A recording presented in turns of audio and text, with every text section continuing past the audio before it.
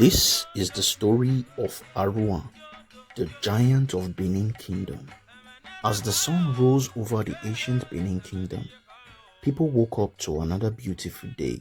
Traders filled the market, warriors guarded the city. The royal palace stood proudly at the heart of the kingdom, a symbol of power, feared far beyond its borders. And nobody knew history was about to be made. At that time, the ruler of Benin was the great Oba Ozolwa. Whatever he said became law. His kingdom was rich, his army was feared, his enemies respected his name. Inside his palace, hundreds of chiefs, warriors, servants, and royal attendants carried out his command every single day. One day, something unusual happened. Two of the Oba's queens went into labor on the very same day. Queen Ohumi and Queen Idia. The palace became busy. Royal attendants rushed from one room to another. Everyone waited anxiously. Nobody knew the children about to be born would change the history of Benin. Before sunrise, Queen Ohumi gave birth to a healthy baby boy. But there was a problem. The baby didn't cry. Not a single sound. He simply opened his eyes and looked around. Immediately, fear filled the entire room. In those days, many people believed a baby who did not cry at birth was a bad sign. The palace attendant became afraid. Instead of taking the news straight to the Oba, they waited. That one decision would change everything forever. A few hours later, Queen Idia also gave birth to a son. The moment the baby entered the world, he cried loudly. His cry echoed through the palace. The attendants smiled with relief. They rushed to the Oba. "My king, a prince has been born. He is healthy, he is strong, and he cries." Without knowing, another son had already been born earlier that morning. Oba Ozolwa declared Queen Idia's son his firstborn. The palace erupted in celebration. Drums were beaten. People rejoiced. The prince was named Osawe, but hidden beneath the celebration was a secret that would one day shake the entire kingdom of Benin. As the years passed, both boys grew up inside the royal palace, but little by little, ARHUANRAN began noticing something wasn't right. Whenever the chiefs gathered, they called for Osawe. Whenever lessons about leadership were taught, Osawe sat in front. Whenever people spoke about the future king, they were never talking about ARHUANRAN. He didn't fully understand, but deep inside, something didn't feel right. The truth was painful. ARHUANRAN was the one who came into the world first. The throne belonged to him, but he didn't cry at birth.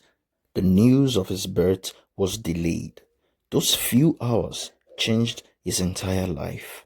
Before he spoke his first word, before he took his first step, before he even knew what a throne was, his birthright had already been taken away from him.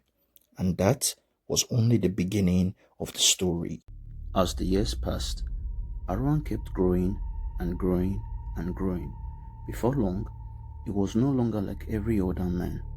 He stood taller. He was stronger. His body looked like it was carved out of a stone. People who saw him could hardly believe their eyes. They began calling him a giant.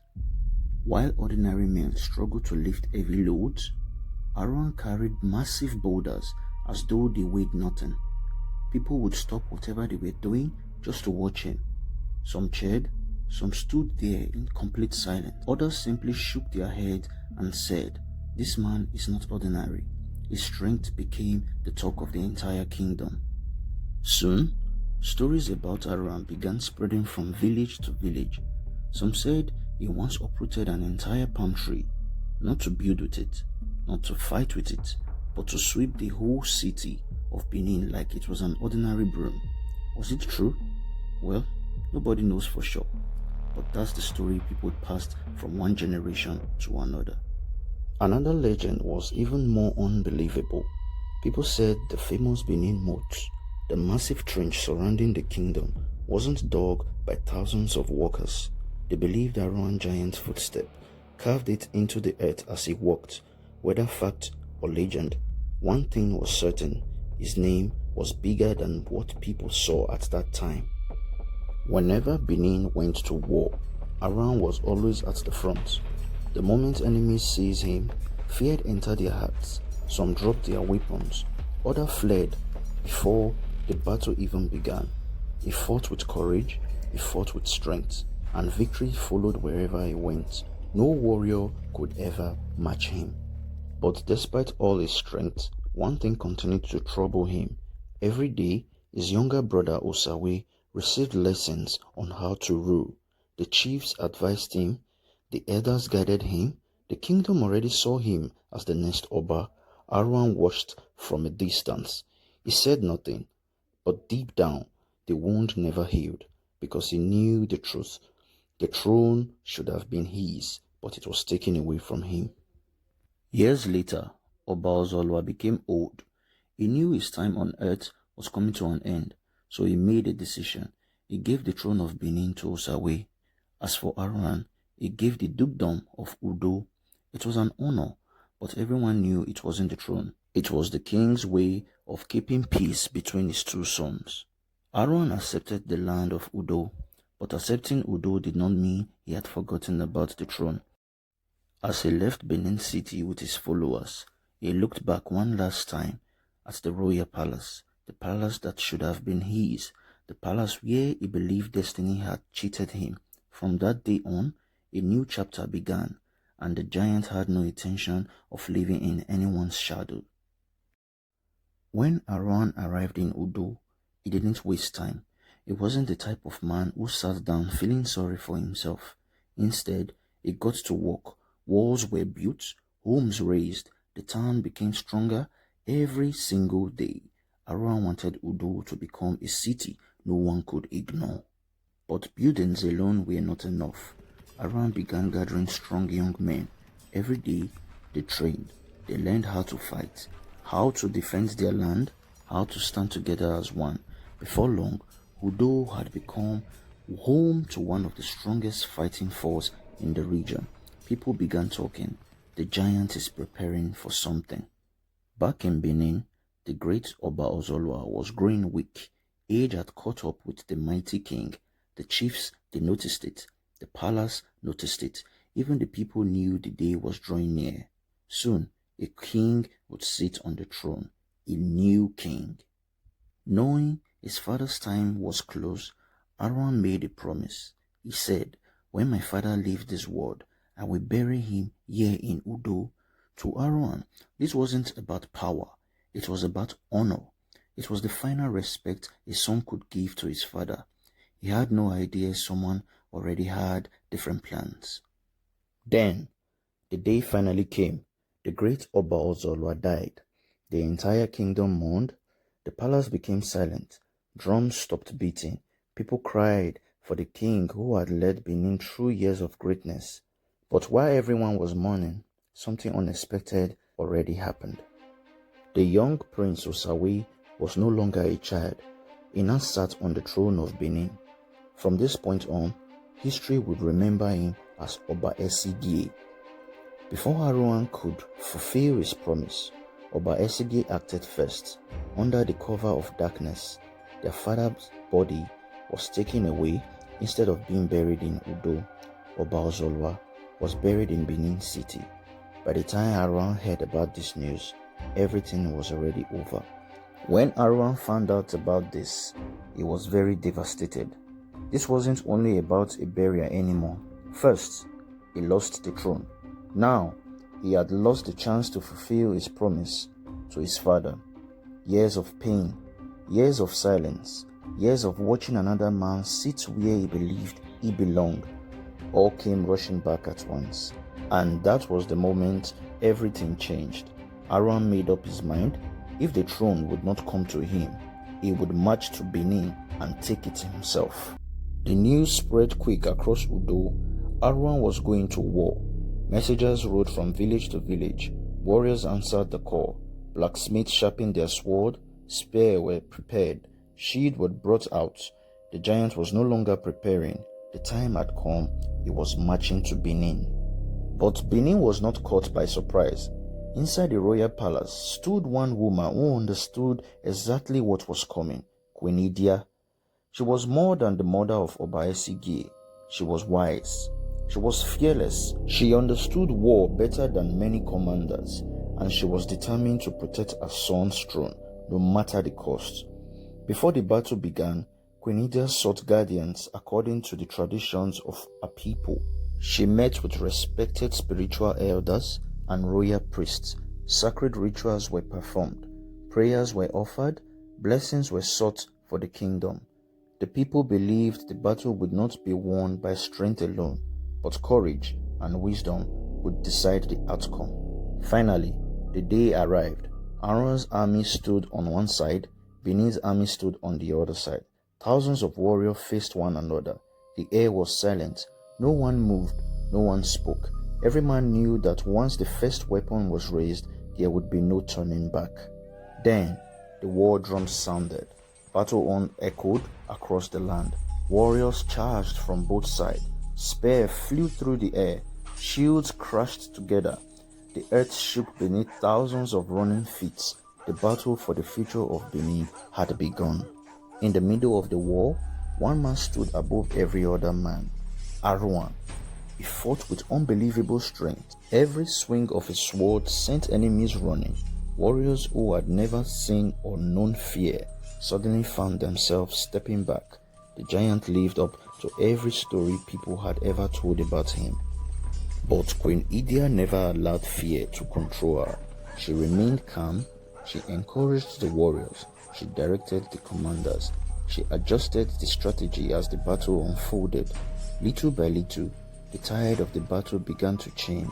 The giant was still strong, but Benin refused to fall. As the battle continued, ARHUANRAN realized something was different. His army was growing tired. Benin's warrior kept pushing forward. The victory he had imagined was slowly slipping away from him. For the first time in his life, the giant understood something. Strength alone was not enough to win every battle. The first clash between the two enemies has ended. Neither side had won. Both enemies pulled back to prepare for the final battle. ARHUANRAN returned to Udo with his warriors. Everyone knew the next time they would meet on the battlefield, the war would be ended once and for all. Before leaving Udo again, ARHUANRAN did something nobody expected. He picked up a large bell and tied it firmly around his waist. The people around him watched in silence. They knew this wasn't an ordinary bell. It carried a message that would change the life of everyone. Before setting out for the final battle, ARHUANRAN gathered everyone in his household, his family, his loyal warriors, his servants, everyone who had stood beside him through the years. Then he looked at them and said, "If you hear this bell, do not wait for me. It means I have fallen." The compound became silent. No one questioned him. No one argued. They simply bowed their head and watched as their giant lived for what might be the last time. At sunrise, the war drums echoed once again. Both armies returned to the battlefield. This time, there would be no retreat. Only one side would walk away victorious. The ground shook beneath thousands of warriors. ARHUANRAN charged into the battle with unmatched strength. He fought like a man carrying the weight of his destiny. Then, fate stepped in, not through an enemy's sword, not through a spear, not through a warrior's blade. In the middle of the fierce fight, the rope holding the bronze bell suddenly loosened.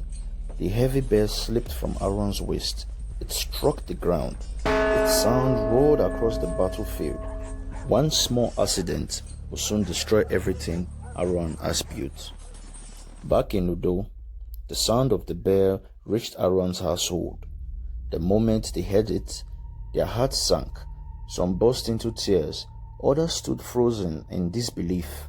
They remembered his final instruction. "If you hear this bell, it means I have fallen." In grief, no one waited for confirmation. No messenger was sent. They believed the giant was gone. Broken by sorrow, ARHUANRAN's household made a decision they could never take back. Together, they walked towards the Udo River, hand in hand, without fear, without looking back. One after another, they disappeared into the water. The river became their final resting place, and all because of one bell, a bell that rang by accident. The battle raged on for hours. Swords crashed. War cry filled the air. Dust covered the battlefield. When it was finally settled, Oba Esige and the warriors of Benin stood victorious, but something unexpected had happened. ARHUANRAN was not dead. He had survived. For the first time in his life, the giant had lost the battle, not because he lacked the strength, but because fate had chosen a different ending for him.